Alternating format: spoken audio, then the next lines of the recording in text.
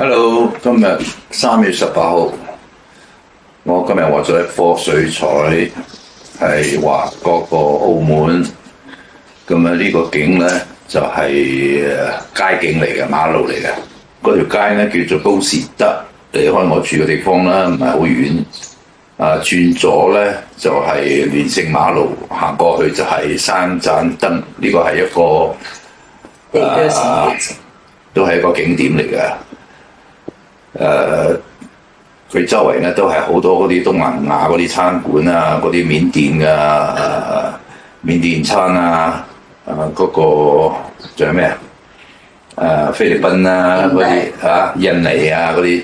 咁三盞燈嘅地方咧，另外一個特點咧就係好多嗰啲外勞啊，係做家政嗰啲外嚟嗰啲勞工咧。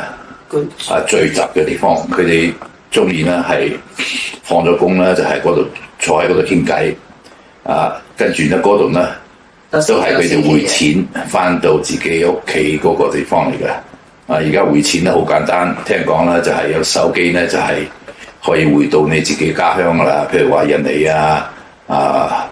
菲律賓啊、越南啊都可以匯過去嘅。收費咧收得好少嘅。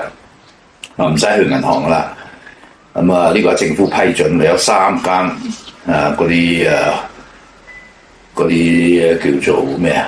又唔係銀行，佢叫做嗰啲財務公司之類嘅嘢咧，係註咗冊，係政府允許嘅，所以嗰啲勞工咧就唔使去銀行匯錢啦，都佢哋咧都係集中坐喺嗰個三盞燈嗰個圓圈嗰個地方咧，一路傾偈一路匯錢，就翻到祖家。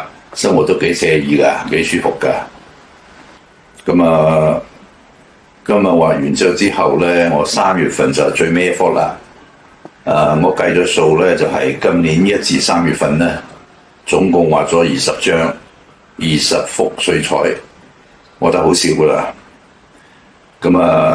我個 plan 咧就計劃咧係要到4月中下旬咧先至再繼續畫落去嘅。中間我要休息1個月時間係唔畫嘅。OK， 下邊就係我畫呢幅畫嘅1分鐘過程，同大家分享。唔該晒，拜拜。